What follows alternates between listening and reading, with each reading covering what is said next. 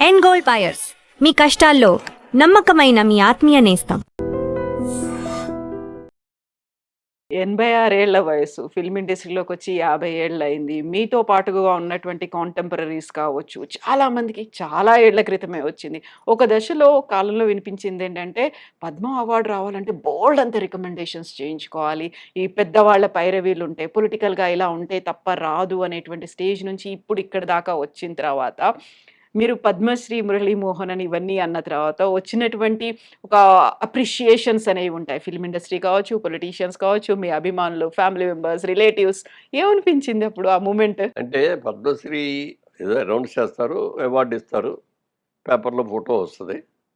ఇంతవరకే ఎక్స్పెక్ట్ చేశారు. హ్మ్. అది వచ్చిన కాడ నుంచి ఒక వారం రోజులు ఫోన్లు, షాల్స్ తీసుకొని షాల్ కప్పేసి ఇంటికి ఇక్కడికి వచ్చేసి బొకేలు ఇచ్చి ఇవన్నీ చూస్తే మా ఆవిడ అడిగింది, హ్మ్. ఏమండి ఈ బొకేలో దాడి ఎప్పుడు పూర్తవుద్ది అని. అవార్డు పుచ్చుకునేదాకా జరుగుతూనే ఉంటాయి అన్నది. అలాగే రోజు ఎవరో ఒకరు రావటం, షాల్ కప్పటం, ఒక బొకే ఇవ్వటం, ఇవన్నీ జరిగినాయి. అవార్డు తీసుకొని వచ్చిన తర్వాత మళ్ళీ నిన్న 2 డేస్. 2 డేస్ అయింది. రాగానే షూటింగ్ ఉండి షూటింగ్కి వెళ్ళిపోయాను నెక్స్ట్ డే. హ్మ్. 24 వచ్చాం. 24 పైగా నాకు ఈసారి ఇంకో స్పెషల్ ఏంటంటే 23వ తారీఖున పద్మశ్రీ బిరుదు వచ్చింది హ్మ్. సాయంత్రం అయ్యేటప్పటికి. 24 నా బర్త్డే. ఓహ్! సో హ్మ్. సో 2 కూడా అంటే బర్త్‌డేకొక బర్త్డేకి కేంద్ర ప్రభుత్వం నాకు ఒక ఒక అవార్డు పురస్కారం. ఇచ్చి గౌరవించింది అనేటువంటిది ఒకటి. 2 ఒకే రోజులు కాబట్టి అదొక డబుల్ బొనాంజో అన్నట్టుగా ఫీల్ అయ్యాం. హ్మ్. తర్వాత అక్కడ డిన్నర్ జరిగిన తర్వాత నైటు అక్కడ 6కి 6:30కి అయిన ఫోటోలు మొత్తం ఫ్రేములతో సహా కట్టేసి తీసుకొచ్చి అక్కడ పెట్టారు. హ్మ్. అందరికి ఎవరి కళ్ళు వెళ్ళిపోయటం వాళ్ళ ఫోటోలు తీసుకొని వచ్చాడు. అంత హ్మ్. ఒక గవర్నమెంట్ ఎంత క్విక్గా చేస్తుందని కానీ ఆశ్చర్యం వేసింది అనమాట. గవర్నమెంట్ ఇప్పటికి లేజీగా చేస్తారు, ఎప్పుడు చేస్తారో తెలియదు, ఎవరి ఫోటోలు వచ్చాయో ఎవరు రాలేదో తెలియదు, అంతా కన్ఫ్యూజన్లు ఉంటాయి. Perfect planning. అంత ఆర్గనైజ్డ్, సిస్టమాటిక్‌గా. హ్మ్.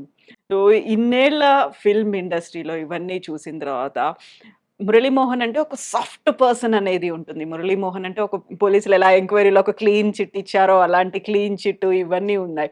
మీరు వెరీ ఫస్ట్ టైమ్ ఒక షూటింగ్ కోసం వెళ్ళినప్పుడు వచ్చినటువంటి ఒక అప్లాజ్, అప్రిషియేషన్ ఇవన్నీ చూసిన తర్వాత మళ్ళీ ఒక ఎనర్జీ లాంటిది వచ్చి ఉంటుంది కదా! డెఫినెట్గా ఇట్స్ ఎనర్జీ. నిజంగా ఇప్పుడు దాని మూలంగా మనకు వచ్చేది ఏమి ఉండదు. హ్మ్. మనకేం డబ్బులు ఎవరు, మనకేం కిరీటాలు పెట్టరు, లేకపోతే ఆ కిరీటాలు ఇప్పుడు ఇచ్చిన ఈ పద్మశ్రీ మురళీమోహన్ అని రాసుకోకూడదు నేను. అవును.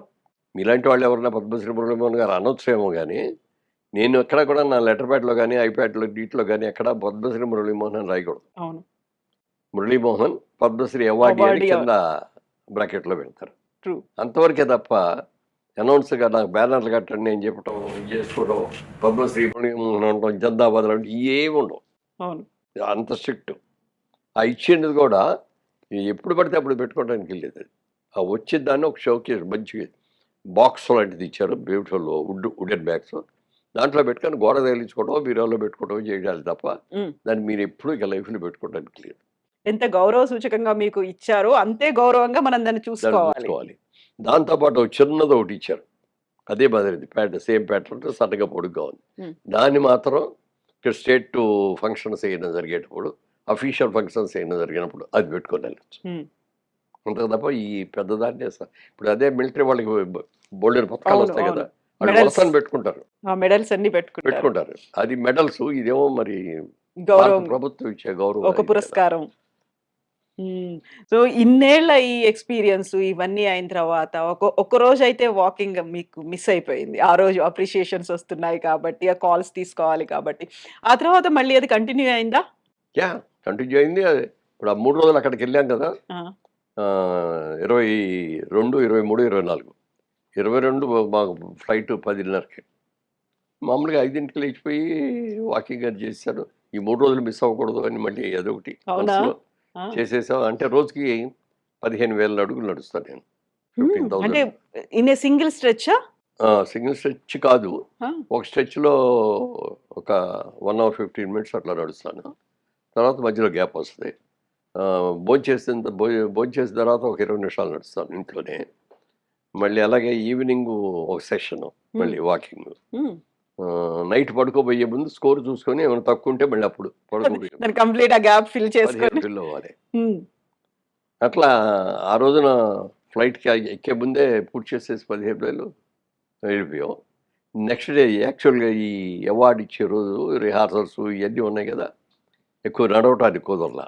అక్కడికి ఉన్నంతలో నడిచాను. ఉమ్. మళ్ళీ తిరిగొచ్చిన తర్వాత మళ్ళీ నైట్ డిన్నర్ అయ్యేటప్పుడు 11 అయింది. అప్పుడు కూడా మనం కొంచెం నడిచి అంత నడవలేదు కానీ 7,000, 8,000 నడవగలిగాను. ఉమ్. మూడో రోజు మళ్ళీ అంత నడిచాను. మళ్ళీ 15,000 చేశారు. కంపెన్సేట్ చేయాలి నెక్స్ట్ డే, అయ్యో నిన్న మిస్ అయింది కదా, ఉంటుంది. అలాంటి ఉంటుందా? చేస్తా, స్కోర్ చేస్తా ఉంటాం. ఒక రోజు 20,000 కూడా నడవాల్సి వస్తాయి. ఓ ఓ రోజు షూటింగ్ ఉంటుంది, పొద్దున్నే వెళ్ళిపోతాం. ఆ రోజు వాకింగ్ చేయటం కుదరదు. సాయంత్రం వచ్చిన తర్వాత లేకపోతే పడుకోబోయే ముందు కొంత చేయటం, లేకపోతే నెక్స్ట్ డే 2 రోజుల తర్వాత ఎప్పుడైనా వీక్లో చూసుకుంటే 15,000 యావరేజ్గా రావాలి. ఉమ్. అందుకని ఒక్కోసారి ఎక్కువ చేయాల్సి వస్తాయి, ఒకసారి తక్కువ చేయాల్సి వస్తాయి.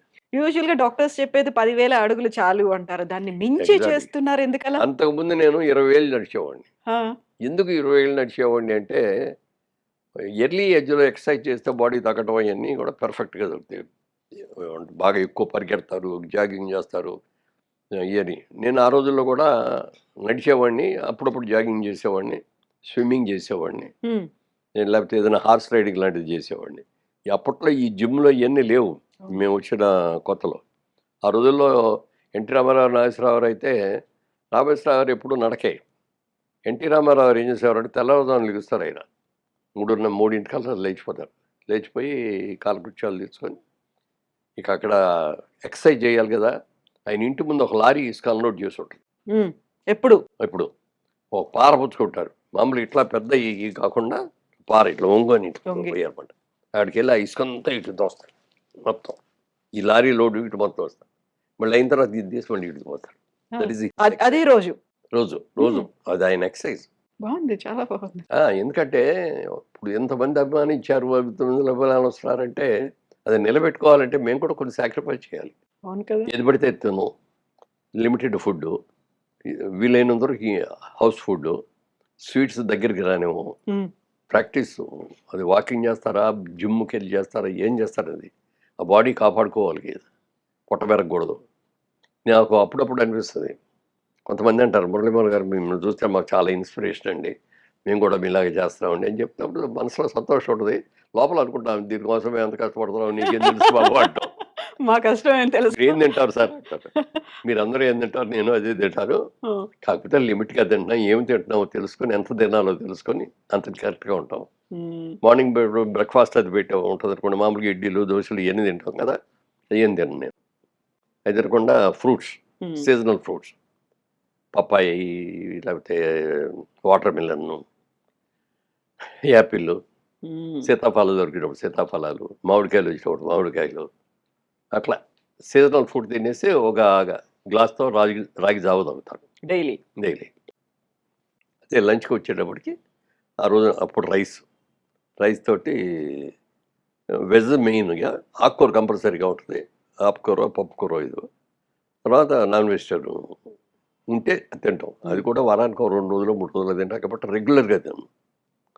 నైట్ టైం ఓన్లీ టిఫిన్, ఒక దోశ లేకపోతే 2 ఇడ్లీ, 2 కానీ 3 కానీ ఇడ్లీ, ఏదో ఒక్క ఐటమే, అది తినేసి గ్లాస్ మజ్జిగ తాగేసి పడుకో. సో మార్నింగ్ బ్రేక్ఫాస్ట్ అనేది ఇంక ఉండదు, ఓన్లీ ఫ్రూట్స్ ఇవే. ఇంకా ఒక సింగిల్ ప్రాపర్ మీల్ ఆఫ్టర్నూన్ అవుతుంది లంచ్. అలా ఇప్పుడు రామారావు ఎన్నుకున్నది ఇసుక అటు ఇటు వారు. ఆ టైంలో మీరేం చేసేవారు మరి?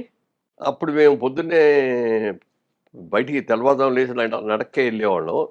అప్పుడప్పుడు బీచ్లో నడిచేవాళ్ళం. బీచ్ రోజు వెళ్ళిపోయి బీచ్లో శాండ్లో నడిచేవాళ్ళం, చెప్పులు లేకుండా, షూ లేకుండా. షూ లేకుండా. లేకపోతే స్విమ్మింగ్ చేసేవాడిని. స్విమ్మింగ్ ఇప్పుడు కూడా చేస్తూ ఉంటాను. ఇప్పుడు కాకపోతే బాడీకి ఎప్పుడు కూడా ఒకటే అలవాటు చేయకూడదు అంట.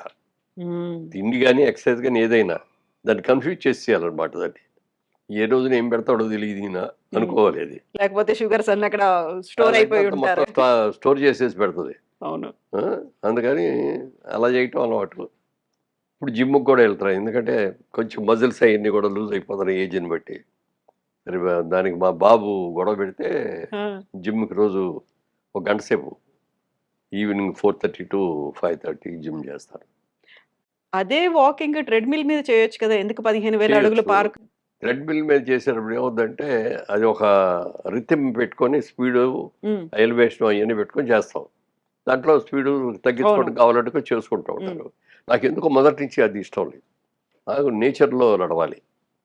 మనం వచ్చిన స్పీడ్‌లో మనం నడవాలి. ఒకసారి నడుస్తాం స్పీడ్‌గా, ఒకసారి కాసేపు పరిగెడతాం. కూర్చోవాలనిపిస్తుంది. అందుకని అట్లా నాకు ఆ ఫ్రెష్ ఎయిర్‌లో తెల్లవారుజామునంటే బావుంటది. హ్మ్. అందుకని ఎప్పుడు కూడా నేను ఎక్కడికెళ్ళినా కూడా అమెరికా వెళ్ళామనుకోండి, రోడ్లు, గీడ్లు మరి గబుక్కన మిస్ అయితే మనం రాలేము.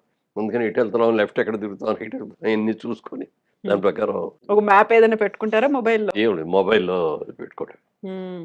ఇప్పుడు రామారావు గారి గురించి చెప్పినప్పుడు ప్రతిసారి ఆయన పొద్దున్న ఇంత తింటారు, ఒక కోడిని మొత్తం లాగించేస్తారు, ఇన్ని బజ్జీలు తింటారు, ఇంత స్వీట్ తింటారు. వీటి గురించే చెప్పేవాళ్ళుంటారు తప్ప, ఆ! ఆయన ఎంత మెయింటైన్ చేస్తారో, లేకపోతే దానికి తగ్గట్టుగా ఎంత ఫిజికల్ ఎక్సర్‌సైజెస్ చేస్తారో అనేది చెప్పేవాళ్ళు చాలా చాలా తక్కువుంటారు కదా! తక్కువ ఉంటారు. పైగా ఆయన పౌరాణిక క్యారెక్టర్‌లు చేసేటప్పుడు అప్పుడు షర్ట్ గిట్ట ఉండదు కదా! వాళ్ళ కృష్ణుడేసినా, హ్మ్. దుర్యోధనుడేసినా, భీముడేసినప్పుడు మాత్రం కొంచెం ఎక్కువే తేడొచ్చు.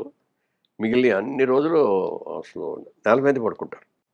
పౌరాణిక క్యారెక్టర్ చేసేటప్పుడు నాన్ వెజిటేరియన్ తినరు. Only vegetarian. హ్మ్. నేల మీదే పడుకుంటారు. అట్లా అంత స్ట్రిక్ట్‌గా మెయింటైన్ చేస్తారాయన. ఆ పౌరాణిక అంత పవిత్రంగా. మరి ఇయన్నీ కూడా క్రమశిక్షణతో ఉండాలి. నేను కూడా రోజు చేసిన తర్వాత ఫోటోలు అదే అద్దంలో చూసుకుంటాం కదా! ఇది చేసుకునేటప్పుడు బట్టలేసుకున్నప్పుడు చూసుకుంటాం. చూసుకున్నప్పుడు బాగుందనుకో అనుకున్నట్టుగా అనుకోని బాడీ గీడీ అన్నీ బాగుంటాయి. ముద్దొస్తున్నావోయ్ మోడేమో అనుకోని నన్ను నేనే ప్రతిరోజు అనుకుంటారా? ఆ!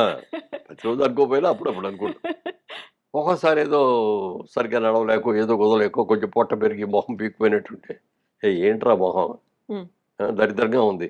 బయట ఆళ్ళందరూనేమో నిన్ను ఇన్‌స్పిరేషన్ అని చెప్పి అంటున్నారు. నువ్వేంటి ఈ గెటప్ ఏంటి? ఏయ్! నన్ను నేనే తిట్టుకొని, మిమ్మల్ని ఆ మీరు రోజు నుంచి మోటివేట్ చేసుకొని మోటివేట్ చేసుకొని నెక్స్ట్ డే నుంచి ఎక్సర్‌సైజ్ ఎక్కువగా ఉండటం, ఇది చేయటం అది చేస్తా. హ్మ్. ఇన్ని చేస్తున్నారు కదా మీరు. భక్తి అనేది ఎక్కువ అనేది మాకర్థమవుతుంది. దానికి టైం ఎప్పుడు కేటాయించారు మీరు? దానికి భక్తి అనేది మా అమ్మ చిన్నప్పటి నుంచి నేర్పారు మాకు. హ్మ్. ఆవిడ రెగ్యులర్‌గా పూజ చేసేవారు. నిద్రపోయేటప్పుడు ఎలా దేవుడికి కాళ్ళు కట్టుకొనొచ్చి మంచం మీద కూర్చొని ఏం దండం పెట్టుకోవాలి, ఎలా అనుకోవాలి, తెల్లవారుజామున లేవగానే ఏమనుకోవాలి, ఎలా పూజ చేసుకోవాలి, దేవుడి దగ్గరికెళ్ళి దండం పెట్టుకొని మిగిలిన ఎట్లా ఎళ్ళాలి, ఇయన్నీ ఆవిడ నేర్పారు. ఆ నేర్పిన తర్వాత చదువుకునే రోజుల్లో కూడా దేవుడి దగ్గరికెళ్ళటం, దండం పెట్టుకోవడం, పరీక్షలకెళ్ళేటప్పుడు దండం పెట్టుకోవడం, అప్పుడప్పుడు గుడికెళ్ళటం, గుడి నుంచి రావటం అంతవరకే. హ్మ్. రెగ్యులర్‌గా కూర్చొని పూజ చేయటం అనేది మాత్రం నేను బిజినెస్‌లో దిగిన తర్వాత విజయవాడలో హ్మ్. బిజినెస్. అప్పటి నుంచి రోజు మరి 10 నిమిషాలు పూజ, 20 నిమిషాలు పూజ, 30 నిమిషాలు, అరగంట, గంట, గంట లెవెల్ దాకా పెరిగిందనమాట అది. ఇప్పుడు ఇప్పుడు కూడా తెల్లవారుజామున 6కి వాకింగ్. ఫ్లైట్‌కెళ్ళాలంటే హ్మ్. 6కి ఫ్లైట్‌కెళ్ళాలంటే అక్కడ 5కల్లా అక్కడ ఉండాలి కదా! అంటే అవును. 4, 4:30కో బయలుదేరాలి. అందుకని 3కి నిద్రలేసి స్నానం చేసి పూజ చేసుకొని అప్పుడెళ్తా హ్మ్. ఇప్పటికి. అలాగే అయ్యప్ప స్వామి మాలేసుకుంటాను ఎవ్రీ ఇయర్. ఎవ్రీ ఇయర్ ఆ! యేసుకుంటారు. ఇప్పటికి 38 సంవత్సరాలుగా వేసుకుంటున్నా. కంపల్సరీగా డిసెంబర్ రాగానే ఆ నల్ల బట్టలేసుకోవటం, చెప్పులు లేకుండా ఉండటం, శాకాహారం, ఒంటిపూట భోజనం, అప్పుడు కిందే నేల మీద పడుకుంటారు. పడుకోవటం హ్మ్. అయన్నీ స్ట్రిక్ట్‌గా పాటిస్తాను. హ్మ్. అలాగే దేవుడు ఉన్నాడు, లేడు అని కొంతమంది చర్చలు ఆర్గ్యుమెంట్స్ జరుగుతాయిగా. ఉంటాయి. ఉన్నాడు, లేడు అనే వాళ్ళందరూ కూడా ఒక రోజున అడిగాడు నన్ను ఒకాయన. హ్మ్. "మురళీమోహన్ గారు మీకు బాగా భక్తి ఎక్కువ కదా?"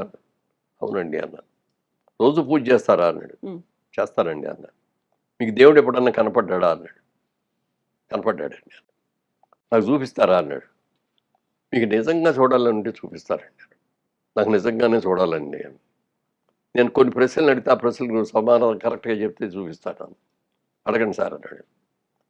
"మీకు కరెంట్ అంటే ఏంటో తెలుసా?" అన్నా. "కరెంట్ తెలియని వాళ్ళు ఎవరు ఉంటారు? ఇంట్లో ఉండదు." "దేనికి ఉపయోగిస్తారు దాన్ని?" "స్విచ్ చేస్తే లైట్ ఎలుగుద్దండి. ఏసీ ఇదొస్తది. మైక్ ఎత్తాడు సౌండ్ సౌండ్ వస్తది" వస్తుంది. అన్నాడు. "కరెక్ట్ కదా! ఆ! మీకు బాగా తెలుసు కదా కరెంట్ గురించి?" "తెలుసండి." "అది ఎలా ఉంటదండి? ద్రవ పదార్థమా? ఘన పదార్థమా? తియ్యగా ఉంటదా? కారంగా ఉంటదా? గట్టిగా ఉంటదా? మెత్తగా ఉంటదా? ఎలా ఉంటది చెప్పండి" అన్నా. "మీరు అట్లా అడిగితే ఏం చెప్తామండి కరెంట్ ఉంది. కరెంట్ ఉందని తెలుసు. ఇట్లా తెలుసు. కానీ అది ఎలా ఉంటదో తెలీదు కదా! దేవుడు కూడా ఉన్నాడు. హ్మ్. దేవుడు ఎలా ఉన్నాడనేది ఎవరికీ తెలీదు. మనం ఎవరం చూడలా. కానీ మన పెద్దలు మనకందరికి కూడా కొన్ని ఫోటోలు ఒక ఆకృతి. దేవుడు అనే దానికి ఒక పేరు, దానికి ఒక ఆకృతి ఇచ్చాడు. ఇప్పుడు కొన్ని చోట్లుంటాయి. ఆహ్, బహామా ఏదో అంటారండి. చికెన్ రాబడిలో మన చికాగోలో తీసుకెళ్లారు. ఓ బహామా టెంపుల్ అనేది ఒక పేరు, మర్చిపోయాను ఇప్పుడు. ఆ టెంపుల్లో ఏం ఉండదు. లోపలికి వెళ్తే పెద్ద హాల్ ఉంటుంది, ప్రేయర్ హాల్ లాగా. ఎవరి కాళ్ళు లోపలికి వస్తారు, కూర్చుంటారు. సైలెన్స్ ఈజ్ గాడ్ అని ఉంటుంది. మీ ఇష్టం వచ్చిన అక్కడ కూర్చొని నిశ్శబ్దంగా మీకు ఎవరిని పూజ చేయాలనుకుంటే, ఎవరిని స్మరించుకోవాలనుకుంటే మనం స్మరించుకుంటే అక్కడ కూర్చోవటం, టైం అని తీసి వెళ్ళిపోవటం అంతే. ఎవరు ముష్షు అని కూడా శబ్దం కూడా ఏర్పడదు. పిన్ను పడితే కూడా మోగి వినపడుతుంది మనకి. అంత నిశ్శబ్దం అనమాట. సైలెన్స్ ఈజ్ గాడ్ అది చెప్పేది. అలా కరెంట్ ఉందని తెలుసు, కానీ కరెంట్ ఎలా ఉందో నువ్వు చెప్పలేదు అంటే, మరి దేవుడు ఉన్నాడంటే ఎందుకు నమ్మవు? దేవుడు ఉన్నాడు. నీకు కనపడినంత మాత్రం చేత దేవుడు లేడు అని అంటానికి లేదు. నువ్వు దేవుడి మీద భక్తి పెట్టుకొని నిగ్రహంగా, నిశ్శబ్దంగా నువ్వు చూడు, నీకు తెలుసు దేవుడు ఉన్నాడో లేదో అని చెప్పాను. చెప్పిన తర్వాత ఇంకోటి ఏదో అన్నాడు, మీ ఫాదర్ ఉన్నారా అని అడిగాను. లేరండి, చనిపోయారండి అన్నాడు. మీ ఫాదర్ ఫోటో మీ దగ్గర ఉందా అన్నాడు. ఉందండి అని చెప్పి పర్సులో తీసి చూపించాడు. నన్ను అక్కడ పెట్టి దాని మీద ఉమ్మేయండి ఒకసారి అన్న. ఏంటండి నాన్నగారి మీద ఉమ్మేయమంటారు అన్నాడు. అంత కోపం వచ్చింది. ఏమంటే అది కాగితమే కదా, మీ నాన్న కాదు కదా, మీ నాన్న చచ్చిపోయారు లేరు ఇక్కడ, అక్కడ కాగితమే కదా, చింపే సాతలు పారేయండి అన్న. ఎవరండి అన్నాడు. అంటే నువ్వు అందులో మీ నాన్న చూస్తున్నావు కదా నువ్వు, అలాగే దేవుడిని ఎందుకు చూడు, ఫోటోలో ఉన్న దేవుడిని నువ్వు చూసుకోవచ్చు కదా. దేవుడు ఉన్నాడు.